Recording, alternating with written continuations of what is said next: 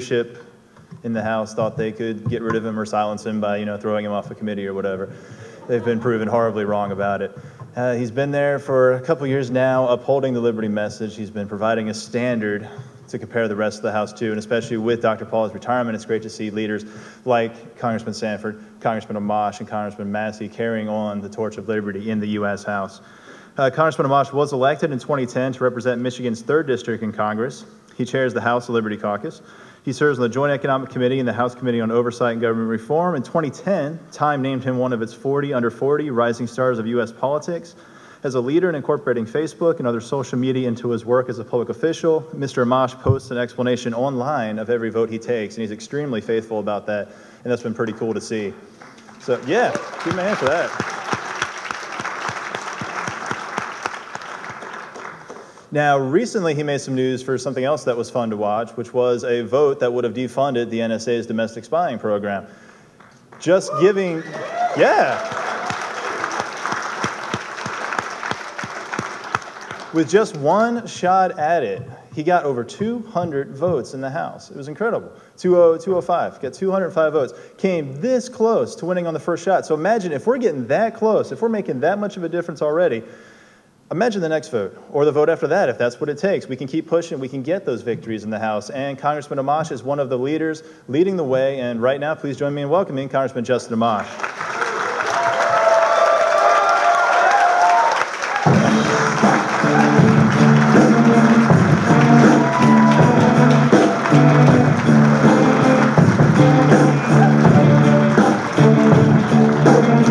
Hey, everyone. Who here likes the Patriot Act?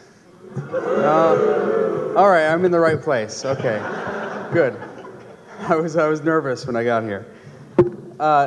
So I'm delighted to be here. I want to speak for just a few minutes, then I actually want to open it up to all of you. So you can ask me any questions you'd like, and that's actually my preferred format. It's usually what I do. It's been an exciting time in Washington. It's been an exciting time fighting for liberty. We have a growing coalition, as we've seen with the Amash Amendment, which I worked on with Rep. John Conyers, a Democrat. This is a growing coalition that's getting stronger and stronger, and we're going to start to have some real victories in the near future. I'm very confident of it. When we had the NSA issue come up, most people in Congress were taken by surprise. Now, I voted no on the Patriot Act, and I knew there was problems with the Patriot Act, and there was problems beyond even what's being discussed with the NSA. But I'll tell you that a lot of my colleagues who voted yes on the Patriot Act were very surprised about what's going on, and I think rightly so. What the Patriot Act says is that the government may collect tangible things on a person who is the suspect of an investigation. And the tangible things have to be relevant to that investigation. And what we discovered through the leaks was that the FISA court, which is a secret court that has secret opinions, was interpreting the word relevant to mean everyone's information. So when the Patriot Act was drafted, whether you like it or not, and I don't, for a lot of reasons, but whether you like it or not, people in Congress thought relevant meant relevant. They thought that when you are targeting a person with the Patriot Act, you're actually targeting someone who's the suspect of an investigation. And what we discovered was that that's not the case at all. There's this Section 215 that's being interpreted expansively, and that's where the Amash Amendment came about. And what we wanted to do with the Amash Amendment was simply require that when the government uses the Patriot Act to go after someone to collect their information, to collect tangible things, it's often called the business records provision.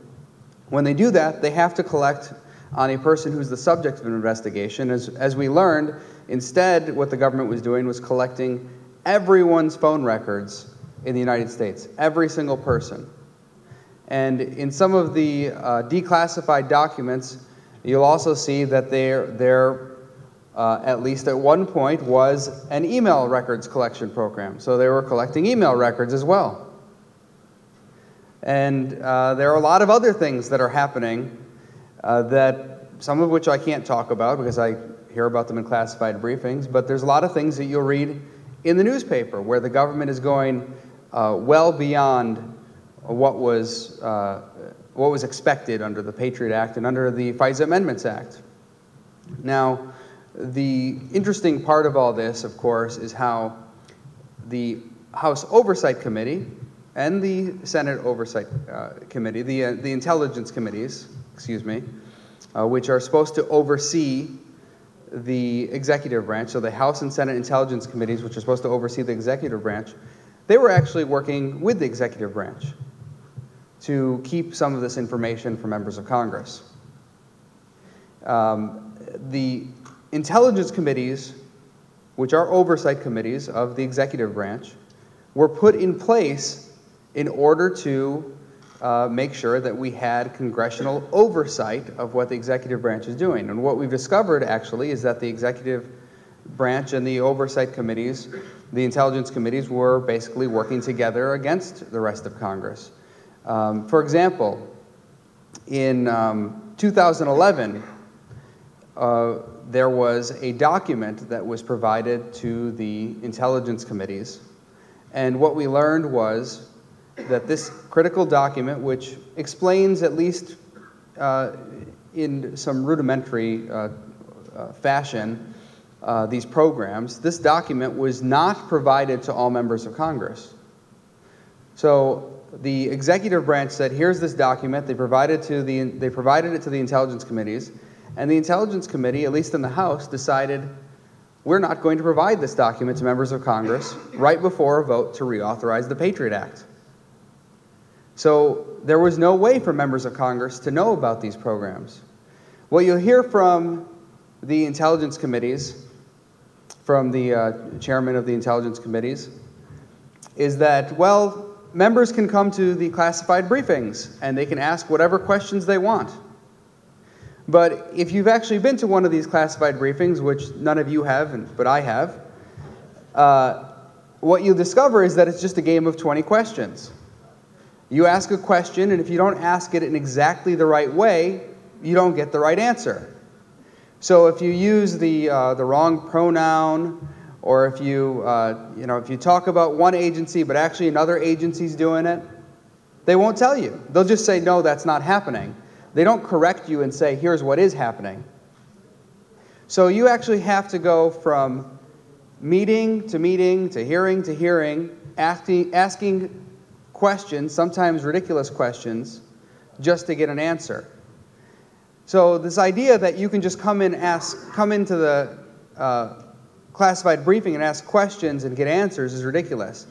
If the government, in an extreme hypothetical, let's say they had a base on the moon. If I don't know that there's a base on the moon, I'm not going to go into the briefing and say, do you have a moon base? Right? If they have a talking bear or something, I'm not going to say, have you engineered a talking bear? You're not going to ask questions about things you don't know about. The point of the Intelligence Committee is to provide oversight to Congress. And every single member of Congress needs the information. Each person in Congress represents about 700,000 people. It's not acceptable to say, well, the intelligence committees get the information, we don't need to share it with the rest of Congress. The Intelligence Committee is not one of the branches of government. But that's how it's being treated over and over again.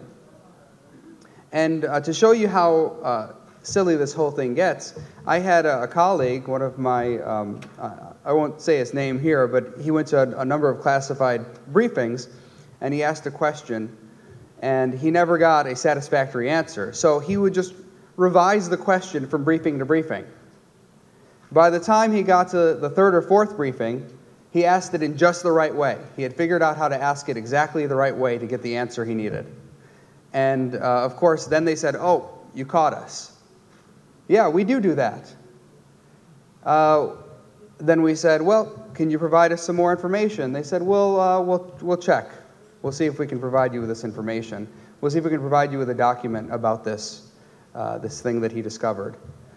And so we left that briefing and we said, okay, we may get to see something very interesting here. Then the way we were notified about the availability of this document was through a totally irregular channel. So they said, okay, we'll make this document available to you, but we're not really going to give notice to anyone. They sent it through the Dear Colleague system. This is a system that, it's almost like a spam folder, frankly. Not everyone in Congress is signed up to it. And basically it's a system where you send letters to your colleagues about different issues. Will you co-sponsor my bill? Will you sign my letter? That kind of thing. Normally, if you're getting information about an upcoming briefing or an upcoming document that's going to be available to members of Congress, you would get an email. A normal email would come to you, to all members of Congress, saying, hey, there's a document that's going to be available. Come stop by. But no, we got it through the Dear Colleague system.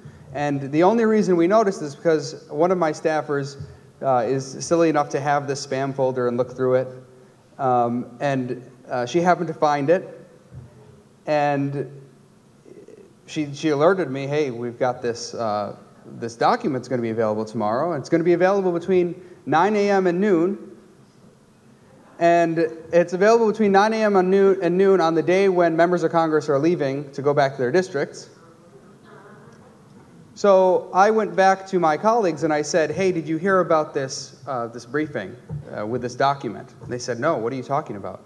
I said, there was this notice, we found it, that a document's going to be available. They said, haven't heard of it. I said, okay, well, come down to the briefing with me. They said, okay, if you say so. We grabbed a few more people. The only people who showed up at that briefing were the people I talked to. Nobody else knew that that was going on. Not a single person outside of the people I talked to knew that it was going on.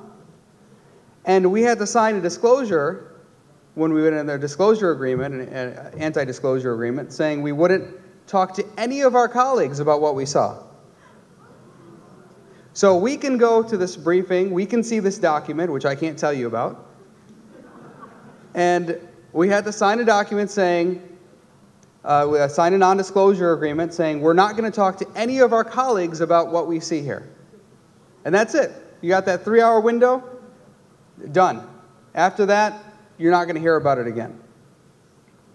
And so you can see why when the Intelligence Committee, and they ridiculously sent out a press release today saying, oh, we have provided these briefings to members. If they didn't come by, they're just too lazy. If they didn't know about these programs, it was because they're just not competent. That's basically the gist of what they're saying when they send out these press releases. It's totally ridiculous. And it's outrageous. And these intelligence committees are supposed to oversee the executive branch. They're supposed to work for Congress and they're supposed to work for you. They're not supposed to work for the administration.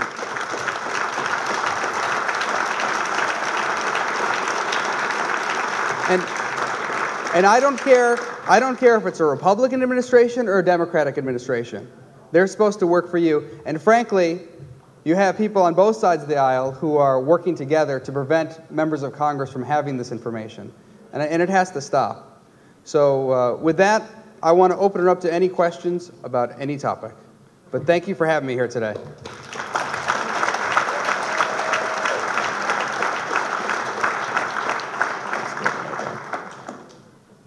I think there's a microphone coming around. Yes, sir. Thank you for being here and everything you're doing. I just want to say I'm Lee Burton from Vidalia, Georgia, served in the military. Seen a lot of things happen that really upset me. One, former Marine Brian Terry killed on the border with weapons the ATF smuggled out. A couple of buddies of mine killed in Benghazi, covered up. See a lot of the stuff we're trying to do to support the same people I've been fighting for 20 years. Every time you guys talk to any kind of briefings on C-SPAN, I see you constantly trying to ask the right questions, whether it's yourself or Darrell Issa or Senator Paul, and nothing ever seems to come to fruition on that. And I'm wondering, what's the next step for you guys to do that are trying to get some answers for the American people to hold this administration and also to corrupt politicians accountable? Thank you. Well,